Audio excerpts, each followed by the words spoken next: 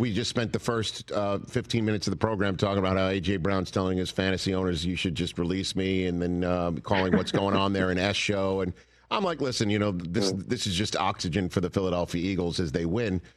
But what does the film say here? What is going on with this offense? I feel like it's like Groundhog Day. I ask you almost once a week. What are you seeing? Like, what is it? What's happening here? I think it's a little of everything. I mean, it starts with the fact that they're not dominating up front. And so, they're not getting the big plays and the big play touchdowns, which really has been, what they've been so good at over the last couple of years. And obviously Saquon got a lot of those big plays, but even in the past game, it was a lot of big play touchdowns. And even this year, I think when their offense has done something, it's been based off of big plays in the pass game. So when they struggle to run the football, and they have to control, offensively by throwing the football and managing the game, they're just not great at it. And, Jalen Hurts isn't necessarily great at that aspect of things. I think he's really good when his primary guy, his first guy, is open. He can make every throw. And we've seen in the biggest moments him make great throws over and over again and play really well.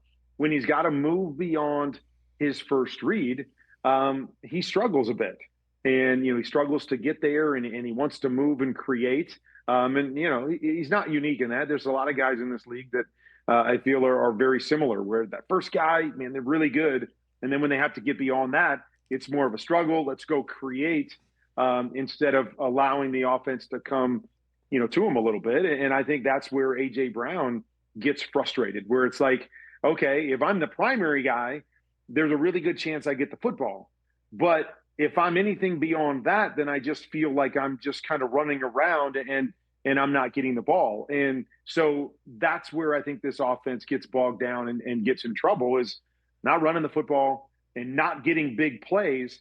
Now, do you have the pieces? Are you good enough at that other stuff to be successful? And that has been a real struggle for them, and something that they've got to figure out if they're not going to be able to do the things that they did last year on their run. So, sports talk radio question: the line not dominating or the offensive coordinator, which one has more to do with the change from last year to the results we're seeing now?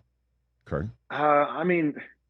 It's hard to say. I haven't studied their run game enough to say, well, are we running different run plays? Are we running them into the wrong kind of boxes? Like last year, I felt like they ran their run plays against anything. It didn't matter. And they won, and then Saquon made guys miss and got big plays. And so, what I'm watching and what I see from a run game standpoint doesn't appear to be different than what they did last year. So I would say it's more on just, them not winning in the same way that they did last year, them not, finding a way. And it might be the defenses that they're playing against, maybe they were out of position, whatever it was last year that allowed, 4 or 5 yard run to become a 60 or 70 yard run.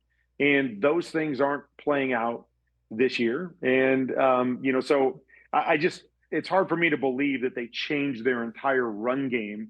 We all know sequencing and play calling. It's not as easy as just, closing your eyes and pointing to a play on a piece of paper. There's got to be a feel to it. There's got to be an understanding to what you're getting and what you're seeing from other teams. But I can't imagine that they've changed their run game, that the scheme is all the same that they had last year. It's just not dominating like it did. Hey, you made it all the way to the end. Thanks for that. Check us out every single day streaming live on Disney Plus and the ESPN app 12 to 3 Eastern.